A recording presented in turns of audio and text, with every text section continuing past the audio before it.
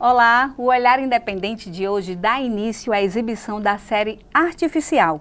O primeiro episódio traz a artista plástica e muralista Ariel Guerra.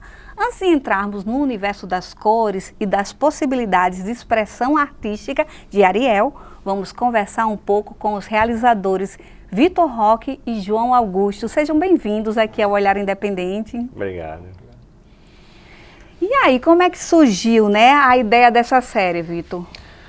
Então, a ideia da série, na verdade, surgiu de uma inquietação minha. Quando lá, né, a série surgiu mais de 2 anos atrás, quase 3 agora, e foi uma inquietação minha. Naquela época, a inteligência artificial ainda estava dando seus primeiros passos, assim, nessas inteligências artificiais generativas que a gente vê hoje, né, que geram vídeos, imagens, ainda estava dando os primeiros passos, mas já me gerou uma inquietação de principalmente saber assim, isso é arte realmente?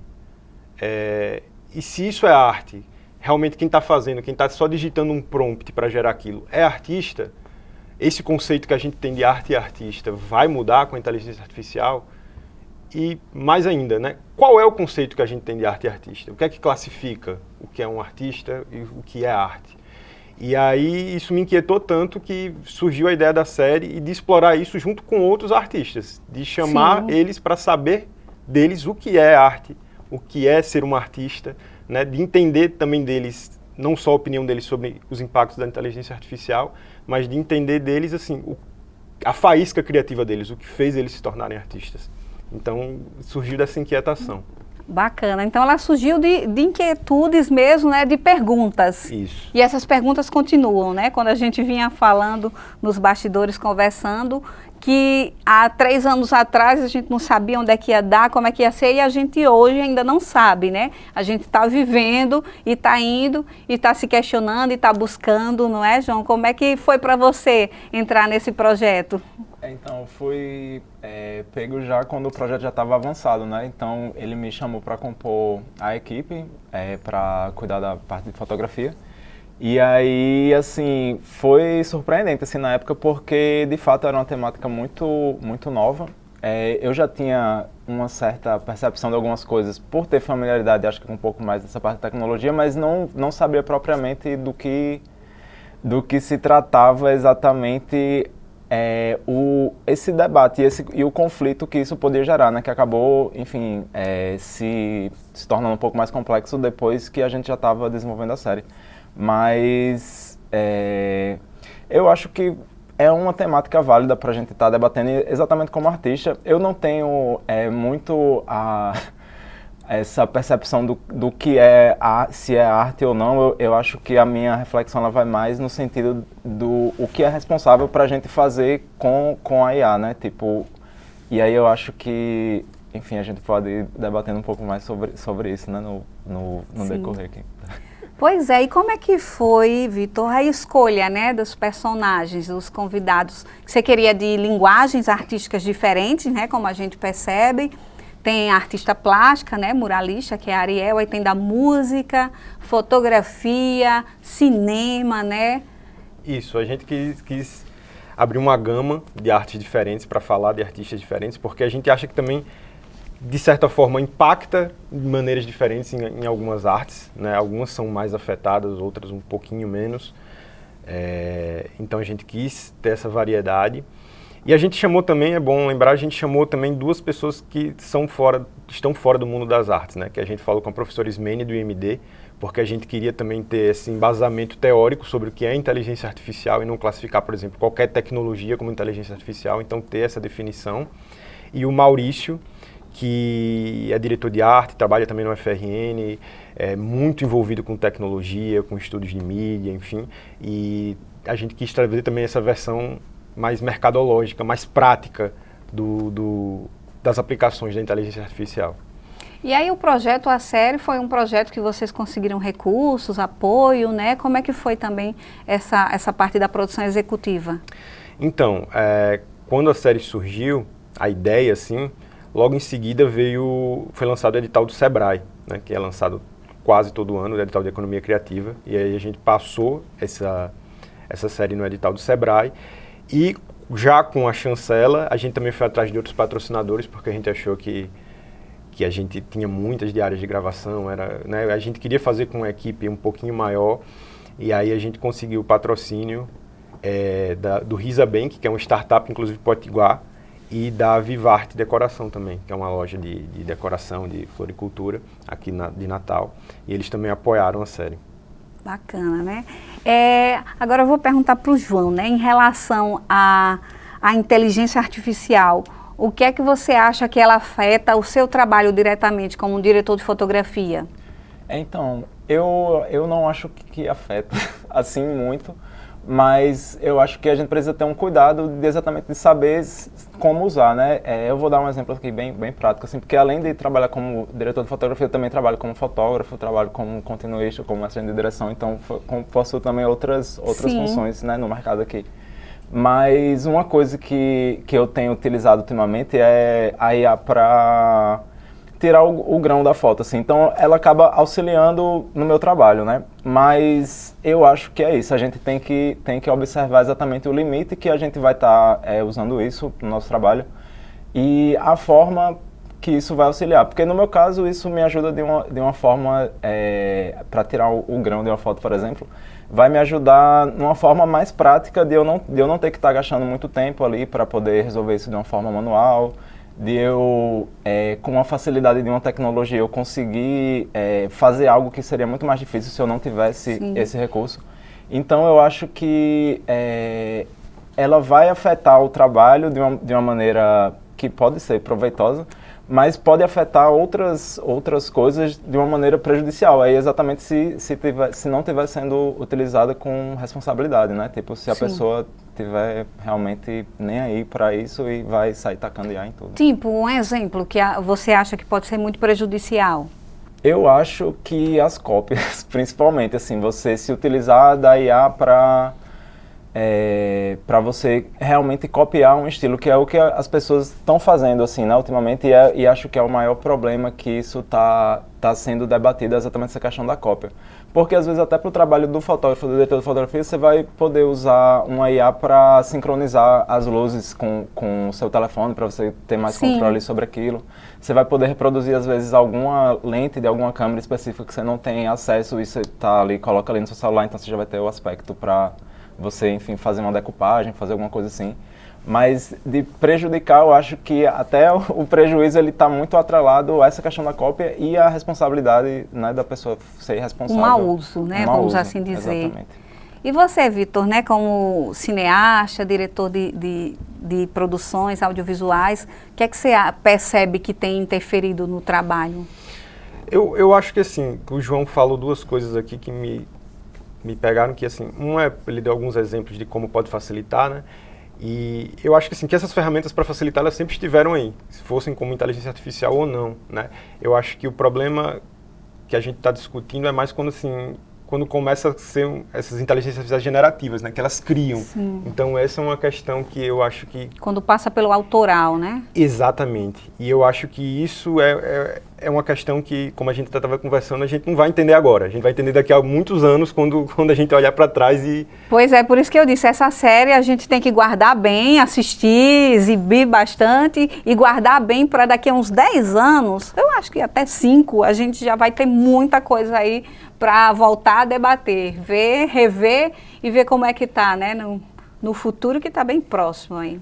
E outra coisa que o João falou, de economizar tempo, por exemplo, eu acho que como sociedade, né, a gente tem que pensar um pouco isso. Então, assim, o que é que a gente está fazendo com esse tempo que a gente está ganhando? A gente está só gerando mais trabalho, a gente está usando esse tempo para fazer o que a gente já fazia melhor, para subir o nosso sarrafo. Então, assim, como é que a gente está usando esse tempo que a gente está ganhando com essa tecnologia? Sim. Eu acho que essa também é uma filosofia que a gente precisa explorar, assim.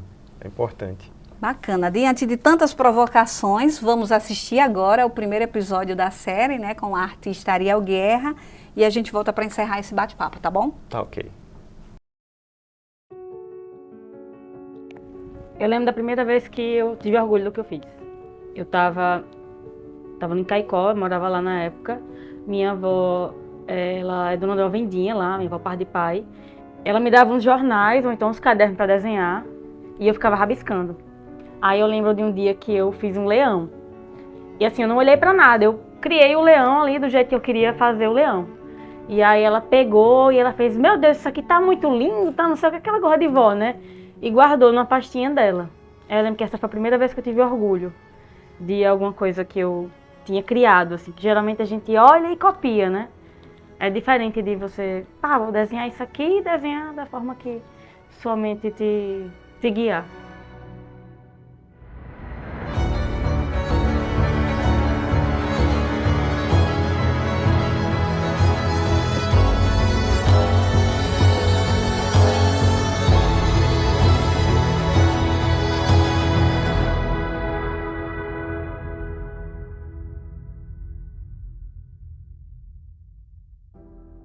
Meu nome é Ariel Guerra, eu sou artista plástica e muralista, sou potiguar e tenho 28 anos.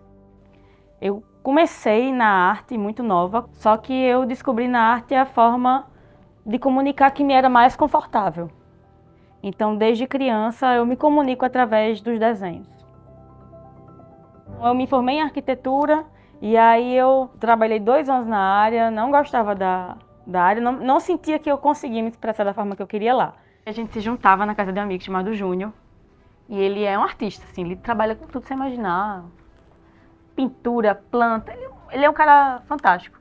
E eu sempre me senti muito à vontade na casa dele. E eu lembro que eu estava entrando na casa dele, na porta, assim, eu senti. Foi muito forte, foi um negócio assim, tipo assim, Ariel, isso eu comigo mesma, Ariel, você tem uma potência nisso aqui, faça isso. E eu lembro que eu tava cheia de material dela, essas coisas, e veio aquela sensação muito forte. Tanto aqui, a portinha da casa dele, cheio de planta. Foi aí, foi nesse momento. Acho que foi um dos momentos mais próximos, assim, de eu realmente me demitir, porque eu senti aquilo muito forte. Grito assim, pelo amor de Deus, faça isso. Foi aí. E comecei a me dedicar em 2019 só à arte. E aí tem sido libertador. Zero arrependimento. Zero. Ave Maria. Nem... Tá doido?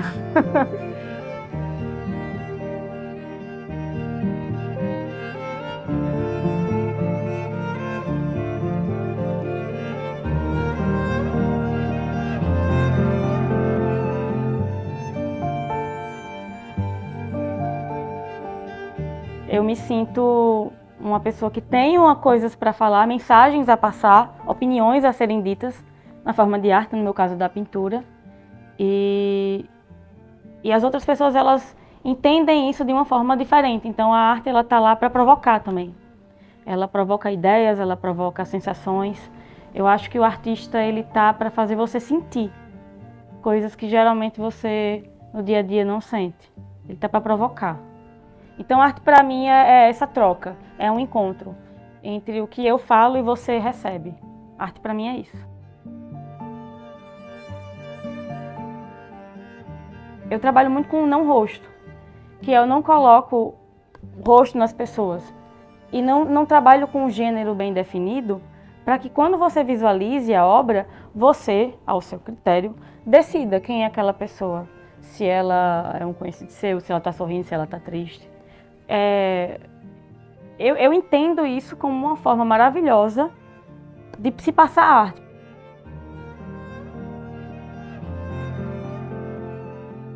A arte ensina demais, porque você vai evoluindo com ela.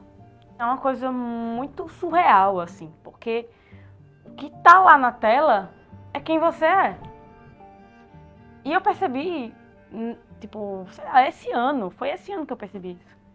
Que isso era um reflexo da criança que eu fui. Porque eu me enquadrava como pessoa. Não queria ser um homem e uma mulher. Não queria que me colocassem nessa caixa e que falassem que eu podia ou não brincar.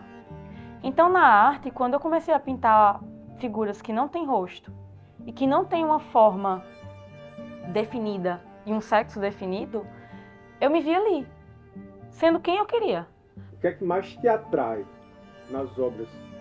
Cor. A cor.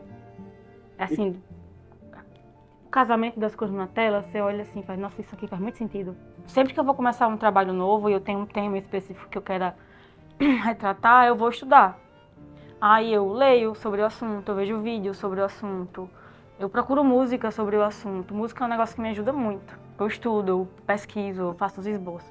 Mas assim, a parte que eu gasto mais tempo no meu trabalho realmente é definindo cor.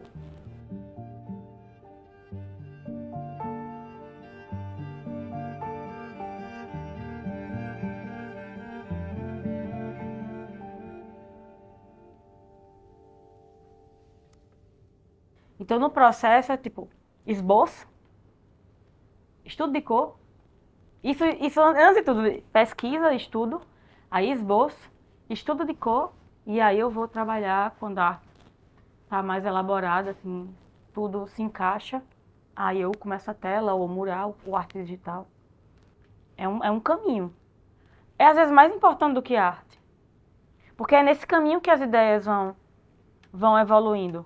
A partir do momento que você não tem esse caminho de você com o papel ou de você com o esboço digital, eu acho que perde um pouco o sentido.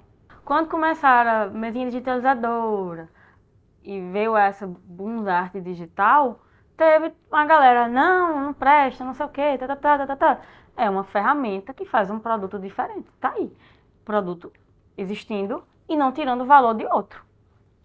Eu acho assim, vai ter essa nova ferramenta da IA e ela vai coexistir junto com esses outros tipos de arte.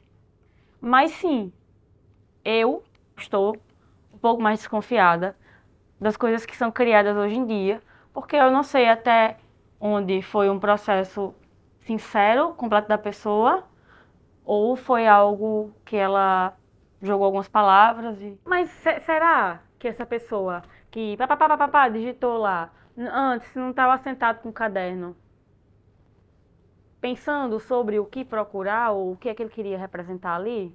Talvez, não sei. É porque é muito delicado o assunto.